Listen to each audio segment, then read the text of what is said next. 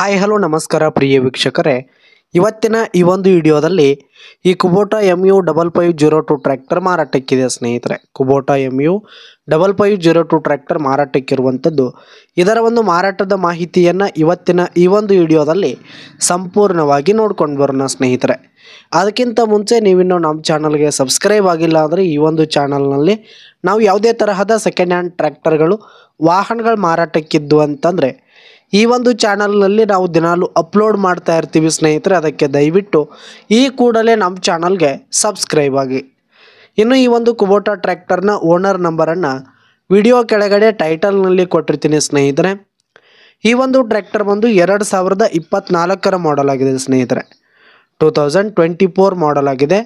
ಈ ಒಂದು ಟ್ರ್ಯಾಕ್ಟರ್ ಉತ್ತಮವಾದ ಗುಡ್ ಕಂಡೀಷನಲ್ಲಿದೆ ಸ್ನೇಹಿತರೆ. ಇಂಜಿನ್ ಆಗಿರ್ಬೋದು, ಗೇರ್ ಬಾಕ್ಸ್ ಎಲ್ಲ ಫುಲ್ ಕಂಡೀಷನಲ್ಲಿದೆ.